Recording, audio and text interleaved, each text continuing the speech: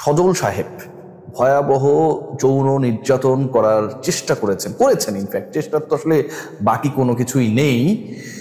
সেই মানুষটাকে বাংলাদেশ ক্রিকেট বোর্ডের এই কর্মকর্তাকে বাঁচানোর জন্য রাজশাহীর বিভাগীয় ম্যানেজারের যে ধরনের রোল সামনে এসেছে এটা যে কোনো কল্পনাকে হার মানাবে।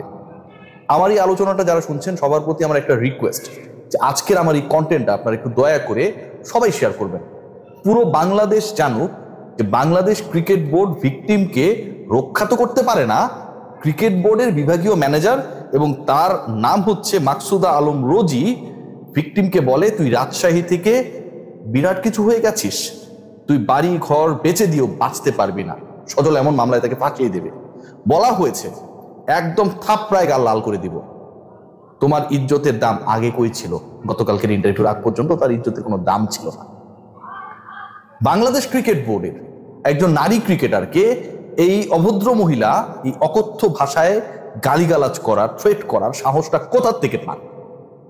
বাংলাদেশ ক্রিকেট বোর্ড এখন পর্যন্ত ভিকটিমের সাথে কি যোগাযোগ করতে পেরেছে নাকি শুধুমাত্র আইওয়াশ করেছে ওই সজলকে কক্সবাজার থেকে বিমানে করে আজকে দুপুর নাগাদ ঢাকায় ফিরিয়ে নিয়ে? এই মহিলা ক্রিকেট বোর্ডের ভেতর থেকে স্পর্ধা সাহস না পেলে ভিকটিমকে এভাবে কথা বলার সাহস ছিল না তাদের। ভিকটিমকে তিনি যে বলেছেন, যেভাবে শাসিয়েছেন সেই অডিও এখন আপনারা শুনবেন। তোমাকে কে করাচ্ছে? আমাকে কেন কেউ করাবে? আমাকে কেউ করায় না।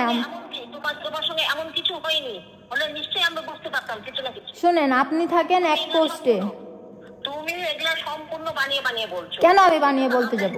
আমরা স্টেটমেন্ট দিব যে তোমার নামে আমরা কথা বলবো। বলেন আমার তো ভয় নাই, আমার ইজ্জতের দাম আছে, আপনার নাইলে নাই তো আমি তো। তোমার এতদিন ইজ্জতের কি দাম ছিল? 1 বছর পর? কিসের 1 বছর পর? 18 কবে হয়েছে? আপনি তো আমাকে খেলান নাই, আবার আপনি আমাকে কি জন্য কল দিয়েছেন? আপনি কেন এত বড় বড় কথা বলছেন? আপনি কি করবেন আমার নামে? তো আমি খেলা না জানলে কি আমি সজল 18-এ চান্স পাইছিলাম নাকি? না আপনাকে না আইসেন আমার সামনে, আইসেন সামনে পারেন, আল্লাহ আমারও হাত দিয়েছে।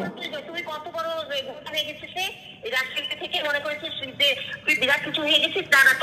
আমি আপনার সাথে, আমি কেন আপনাকে কৈফিয়ত দিতে যাব? আপনি আমার কি করতে পারবেন আপনি করে নিয়েন।